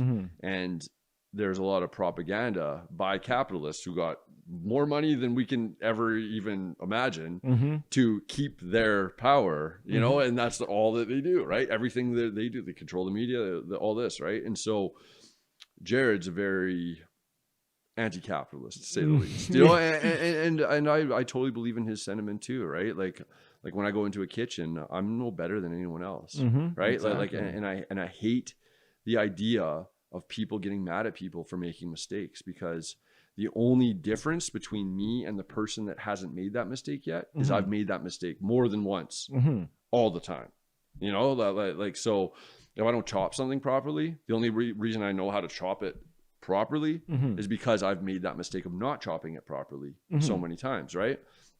And so that's a big thing that you know, it's part of Jared's vision. Well, everyone's vision who has joined that, but like, because Jared's kind of the one, him and his wife were the one that started it. And it's really that equality thing, right? And co-empowerment and things like that. I mean, again, we're not perfect, and it gets a lot of the time, you know, it sways from that, but at the end of the day, we always try to bring each other back to that, you know, that idea of co-empowerment, equality, no bosses, no managers. But sometimes people need, you know, like it's funny because sometimes people need to be managed, and so we got to find ways of doing it without being a manager, you know, if that makes sense. So it's building systems. It's super system heavy, you know. Well, it's such a good thing too, because like just being in the industry, it's such a weird term to put it, but it's like, just don't waste your fucking breath on that stuff. That's the way I see it, right? Like, just, I'm not saying, you know, I value it, like, you know, my breath or whatever, but it's like, you know, anytime something like, it's just like, just don't waste your fucking breath. Like, and then you just, once you like don't waste it on that, because it's almost like a snowball effect sometimes, right? You know, someone does something wrong and you yell at them, right? It's a complaining to their friends or something, just a snowball effect, right? You know, there's just such a right way to do it where you don't get that snowball effect, and you're like, not to put it so bluntly, but for me, it's like, I'm not wasting my fucking breath. Totally, right? man. And dude, and that's really what it's been there. Like, cause for the, as a leader there, because like now what it is for me is how can I make everybody feel empowered, but also have some accountability, so I'm not like cleaning up and carrying their mess. But like a big one, and I've been trying to do this just in life, you know, like when somebody like slips or does something, you know, a lot of times like, oh, you know, oh, you idiot or whatever, right? And it's just like, that's how I grew up, you know, like making mistakes. Oh yeah. But I don't even acknowledge it anymore. Like like if somebody makes a mistake, I'm just like, oh, you know, and then sometimes I can see that people are waiting for, what's he gonna say? You know, and then they don't, and then it's like, it kind of throws them off. It's like, hey, you know, like, are you, you know, it's like, no, I'm not going to fucking acknowledge that. I make mistakes all the time. Mm-hmm. How am I, like, I don't want to be acknowledged every time I want to make a mistake. I want to be trusted that I'm an adult and that I can fix, or I can undo all of these things as an adult, right? Because a lot of the time, people calling other people out, that's like insinuating, again, like unconsciously insinuating that person isn't capable of doing, you know, of fixing that. So that's why they need to be called out, you know, rather than being like, you can figure that out. Exactly. Not wasting even a thought on exactly, it, you know, right? like a breath. Yeah, totally, man. Like our breaths are like our precious, you know, like, and so, yeah, like not even wait, like just being like, cool, that's the way it is, you know. Like another weird thing to think about maybe for like all that is, you know, maybe like just public interpretation of anything, right? For example, when you talk about cooking maybe to the average bloke or anything, for maybe not recently, but, you know, even 10 years ago, everyone was always Hell's Kitchen, right? You know, Gordon Ramsay is the biggest chef in the world. So there's kind of almost this stigma of what he created to be such a hostile environment that everyone, like, don't get me wrong, it's, you know, you don't look past it to some people, but some people aren't built like that where they can not look past it, right? Some people can't understand, like, oh, sure, you might yell at me that I'm wrong and then it's done. You know, some people might take it to heart. It's just weird how there's like almost that stigma where, you know, the best chef in the world has to be a fucking cunt. Don't get me wrong. I love Ramsay there. He's awesome to watch, and he actually is a great human being. Oh, for sure, right? dude. You know, but it's just from, you know, the public, you know, perception of it is like the biggest chef in the world with the biggest TV show is an asshole. You know, is that what, you know, like every kitchen is? And so I think it's important for what you guys are doing to, you know, slowly just move away from that. Like, you know how don't get me wrong, I know entertainment, we love to fucking see that shit, right? Yeah, but, totally. You know, and human drama. Exactly. But, you know, are we going to get to the time where that happens again, like a show like that, and, you know, it's a complete different fucking environment, right? Well, definitely. Well, because it'd be very boring if it was like, no, oh, exactly. Hey, that's why cool. I understand, yeah, right? yeah. Entertainment. Yeah, exactly. Right? It'd be a very boring show if it was just like, oh, you made the mistake. Cool. Because, but, and this is also one thing that I really, because like, no doubt, excuse me, physiologically, kitchens are very stressful. I'm not talking like physically, because like physically, like coal mining and shit like that is super stressful, right? Because it's like actually stressing your physical body, right? And I mean, and cooking is too. You're on your feet for so long. You got to carry big things, heat, sharp, you know, all those. Again, it's nowhere near coal mining, you know, just because coal mining is like deep in the ground and scary as fuck. And that, but the simple fact, and this is like a proven scientific fact, is that cooking is just a bunch of deadlines, right? Like there's like, you know, like the paper due tomorrow can wait, you know, like a lot of the time, you know, like whatever, right? But somebody's food, if they're making a transaction for money, that food needs to be done. You know, like it has to be done. And so to prepare the food, you have a bunch of deadlines. You got to cook that, and like that's a micro deadline. Those onions are a micro deadline, right? And so you have to have attention to that, but then you have to have, so the attention gets divided into all these little micro deadlines all the time, and that just takes an emotional toll. And that's just because our attention has to be here, rather than one thing, right? And so, just like scientifically proven, that's stress, right? And so it can be super stressful, and I get, because I had to overcome at the Alien, and I think I've done a really good job of it, of like, oh, this isn't going the way that I've intended it to, and it's kind of blowing up, and it's like, okay, so then I need to be able to let go of that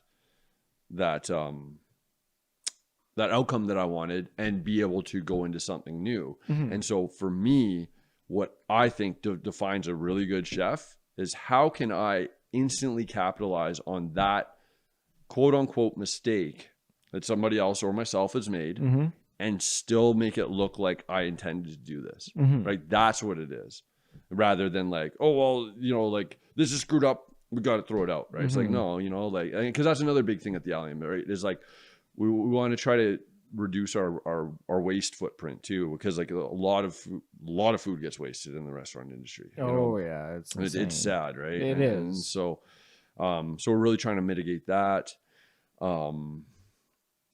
and so for me, like if you give me all the best equipment, best ingredients, and the best line cooks, of course I'm going to be a great chef.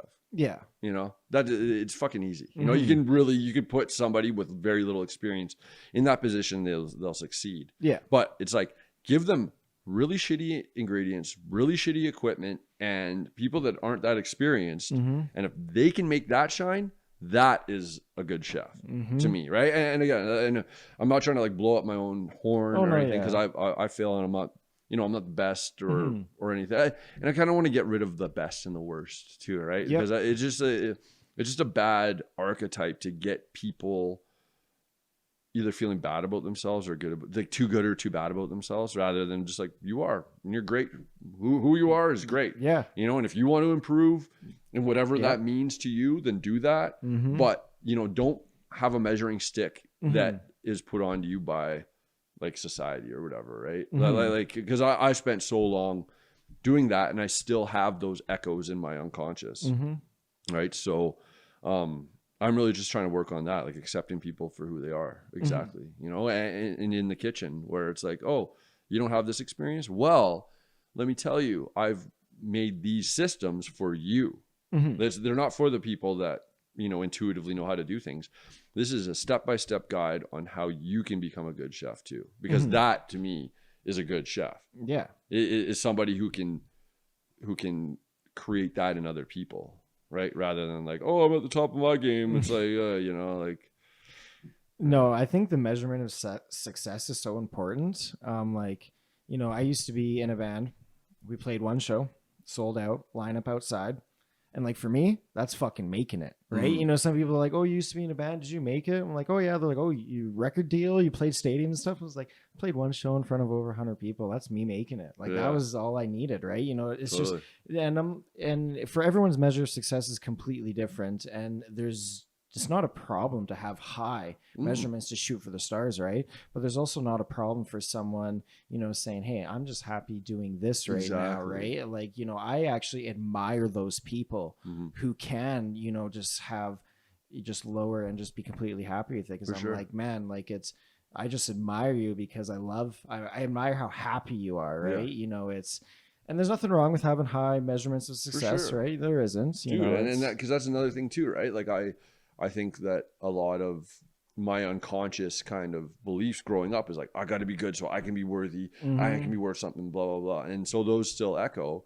And exactly like you said, like I have friends who are just like, I'm cool where I'm at. And I'm like, and I love that. And even though that's not me, you know, like, but I can still respect that of me too, because again, people, and I love, like I use this analogy with people that I help in recovery, right? There's a lot of the time is like a lot of the stuff that we think isn't good in ourselves is just misdirected. It's like looking at a fire or getting burned by a fire and being like, this thing's bad because it hurt me, you know? And it's like, no, you're not looking at the fact that, you know, we can warm ourselves, we can cook our food, we can smelt, you know, like we can create like metals, like for stuff from it. Like there's a lot of, like, for all the destructive and negative things, there's positive for everything, you know, like any tool can be used as a weapon, you know, and any weapon can be used as a tool.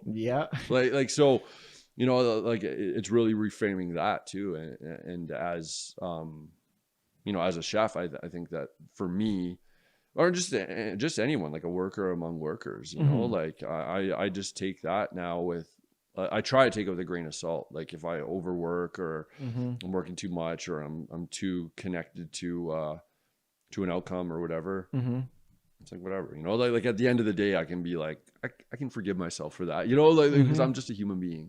And which is great, you know, like I'm totally cool just being a human being, you know, like, no, it's okay. Like not being some like superstar or like, you know, like some god, you know, like, you know, in that. And I never say like, I don't mean that I'll ever be, but some people, you know, like with enough power start to believe that they're gods, you know, and then when the fall from grace is very, you know, it's a far one. And that's why a lot of people implode. And, you know, that's why I'm okay. And it comes back to what Yin Yang said about balance. You Mm-hmm. know, it's like I'm content being in the middle of everywhere. You know, like like the middle of the road for me is great. And I mean, like I still have an aspiration Mm-hmm. to do as good as I can.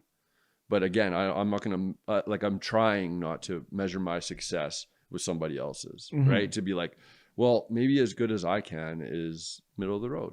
And I got to be okay with that, you know, because if I'm not, then it's kind of hard to live with myself, you know, like, Yeah. so. Well, it completely separates real quick. So it completely separates, like, for example, you talk to anyone, you say, who's the greatest boxer of all time? Most people say Muhammad Ali. Even though statistically he is not, but the reason people say that is because how great of a fucking human being that guy was, right? So, I just really think, that separates so much. You can have all the accolades in the world, you could be the best of the best, but, someone else who is just humble to ground or anything, right? It's everyone will always look for that more, hopefully. For sure. Yeah, no, totally. Right? I really do think that that's the human in us, is that, right? And that you can just fall so far from that with power, things like that, right? Like there's like the Tao Te Ching, which is like an ancient Chinese text, basically, like, like how Western people look at the Bible. A lot of people in the East look at the Tao Te Ching, and it basically says that, like, like tempering and like tempering your ego, power is something that you need to give away to keep, like things like that. But then a lot of the time people get it, and all of a sudden they're like, oh, hey, this feels good. I got dominion over people. And then inevitably there's always a fall, right? Like there's always a fall. And then the people that stay grounded, connected, and all that, their legacy is always good, and that's really exactly, that's that echo, that's that thing, right? Rather than, oh yeah, he was a narcissistic piece of shit. It's more like, oh yeah, he was a grounded, great community member, and all that. And again, I'd rather have that than the other thing. He was a megalomaniac piece of shit who died alone, Well, one thing I want to ask you before we end the podcast was, I tried telling someone, because you told me this in class one time, and it kind of blew my fucking mind. And I tried telling someone about it, and I was like, just so dog shit on like reiterating what you said to me. So the last thing is the society, the secret society. Remember, so I remember in class one day you were talking to me. You're like, yeah, man, back in the day it was like the secret society. People would stand on the corners or something. There was like a handshake. No, that was like that was the advent of hip hop. Yes. Right. Yeah. Okay. Sorry, No, that was the Nation of Islam. Okay. Yeah. And they're called the 5%ers. The 5%ers. Yes, that's exactly what it was. Yes. Yeah. And so that was how hip hop got started, right? It was like, because like they would stand in the corner and they have questions again, and I'm paraphrasing. I'm not like an expert in it, but this is just from everything that I knew. Like I read the RZA's book on the Wu-Tang and things like that, right? And so it'd stand in the corner and there'd be these questions of empowerment, right? And you'd wrap them off like it would be like, because like a rap sheet is like, like things like bullet points basically. And so wrapping it would just be like boom, boom, boom, boom, boom. So they asked the questions, and they had characters like one of the famous 5%ers right now is see, now this is called anomia. When you know something and you can't think of the name. Anyway, so but there's a bunch of in hip hop. I literally I know, because he's an amazing hip hop artist. I wish I could remember it. Yeah. Anyway, but yeah, no. So the 5%ers, and basically the idea of the 5%ers is that 5%. So it's 12 or 10% or 15% of the population knows the true reality of the world. 5% of those. So it's divided. Then 10% know the truth and are devils and use it to manipulate human beings and are horrible. 5% are the righteous that know the truth and are trying to bring humanity into accordance with it, and 85% are the unaware. And so I just I love that, because like sometimes madness. Like, dude, there's some real like crazy evil people. So, yeah, no, it's So then, real quick, I have to ask before we get off is what's next, man? Like, what do you got next for you right now? It's Just grinding at the Allium, mm-hmm, down the Beltline. I got a catering company called Haunt Cuisine. mm-hmm, It's because a haunt is like a ghost kitchen, and ghost kitchen basically means that it's like a kitchen. It's usually used for delivery services, mm-hmm, but I just like haunting, like a pop up could be a ghost kitchen too, right? mm-hmm. So I'm gonna do like pop ups and catering and like sauces and dips. And then yeah, that's really that right now. But like I'm also starting a non-alcoholic cocktail bar called Nice. Teetotaler. So you can look Nice. for that. Yeah, but yeah, it's gonna be more on my Instagram. I Mm-hmm. hope so. Well, that's where the best part is right now. Like, where do you want everyone to follow you? Like, this is the Magic Red Carpet area. Like, Oh yeah. where can everyone find you? Where can everyone find the restaurants right now? Like, what's the Okay. best place? Give all your shout outs, your plugs. Nice. Yeah. Well, I'm at the Allium restaurant at Allium Calgary on Instagram. And it's located on the Beltline on 12th Avenue, right before First Street. So it's like between the Beltline pool Mm-hmm. and First Street. Little vegetarian restaurant, cooperatively owned, but we're trying to change people's idea of vegetarian food. Mm-hmm. I'm at chefalexhamilton.com, or not, that's not com, at Chef Alex Hamilton on Instagram. And then I have my company is at Haunt Cuisine, Haunt Haunte Oh, okay. Cuisine, and then hauntcuisine.com. Mm-hmm. And yeah, and I can be found in Cookie Mama. Mm-hmm. Yeah, which is on 14th Street. And yeah, it's the best vegan and gluten-free options you can get. Yeah. So, Well, seriously, Alex, I appreciate coming on today. We could seriously keep going for oh, hours, but dude, I for know, sure, we're man. both in the industry. We're on Yeah. time frames and everything, right? Yeah, yeah, So, dude. seriously though, man, obviously everyone check out the description. We're going to be linking everyone's Instagram, the address for everything. This is literally a place for people to just absolutely promote what they have going on, Nice, right? So man. I this, appreciate this, dude. I love it. I love to just see that this is growing as well, like so well. Because I yeah. remember, like, dude, like the first one, and dude, it's amazing. It is. It's a lot of coffee, like Yeah, like yeah, everyone, totally. right? Coffee Tons is of life, coffee. man. But seriously, Alex, thank you again, and I can't wait to see what's more in the future For here. sure, dude. Thanks, Damien.